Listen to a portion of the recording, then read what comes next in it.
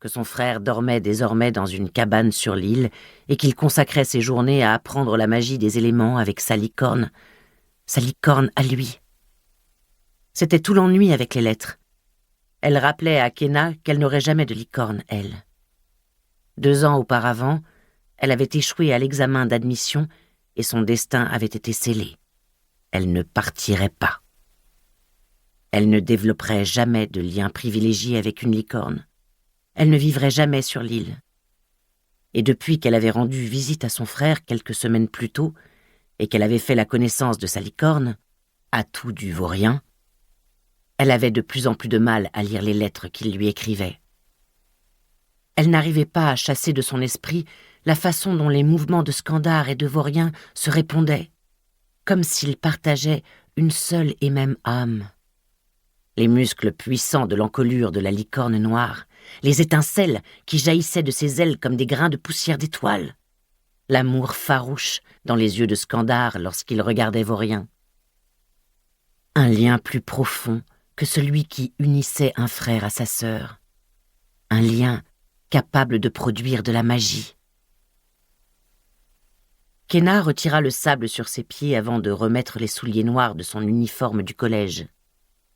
Ses amis l'avaient accompagné sur la plage un peu plus tôt. Les nouveaux, ceux qui ne s'intéressaient pas aux licornes.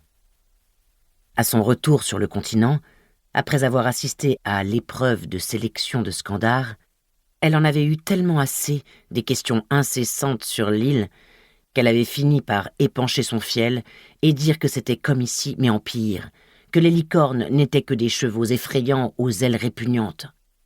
La plupart des gens n'avaient pas aimé entendre ça, sauf la petite bande des Anti, qui avait fait d'elle sa reine.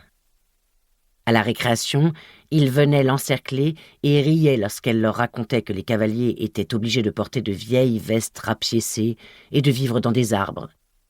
Elle avait ressenti une pointe d'espoir. Peut-être avait-elle sa place sur le continent, après tout. Peut-être réussirait-elle à mener cette vie.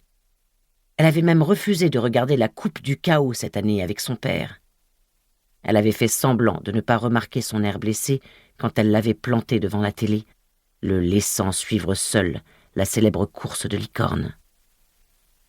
Elle s'était interdit de penser à la déception qu'elle aurait inspirée à sa mère et était sortie arpenter le centre-ville désert avec ses nouveaux amis.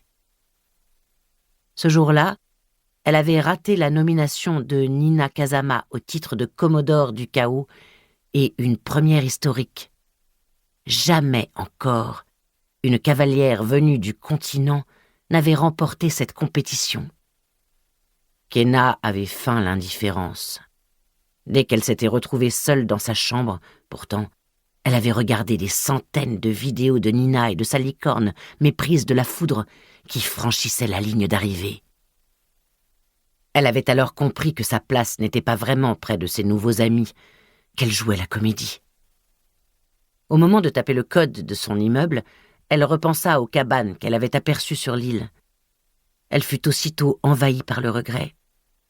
Si seulement elle avait pu vivre avec Skandar et ses amis au nid, avoir une licorne à elle dans un box des écuries. Car la vérité, c'était que son vœu le plus ardent, 2 ans plus tard, restait de posséder une licorne. « Kéna ?»« Salut, papa !» dit-elle en entrant dans l'appartement de 107. Il était déjà en tenue pour son boulot du soir à la station-service. Elle en fut soulagée. Certains jours, elle devait le convaincre d'aller travailler, et parfois sans succès. Aujourd'hui était un bon jour, de ceux dont elle parlait à son frère dans ses lettres, gardant les mauvais pour elle. Ils se livrèrent à une danse compliquée et familière pour se croiser dans le couloir. Elle accrocha sa veste à la patère au-dessus de la tête de son père, pendant qu'il glissait ses clés dans la poche de sa chemise. « Tu as pris le courrier ?» Il voulait savoir s'il y avait des nouvelles de Skandar. « La boîte était vide, » mentit-elle. « Ah bon ?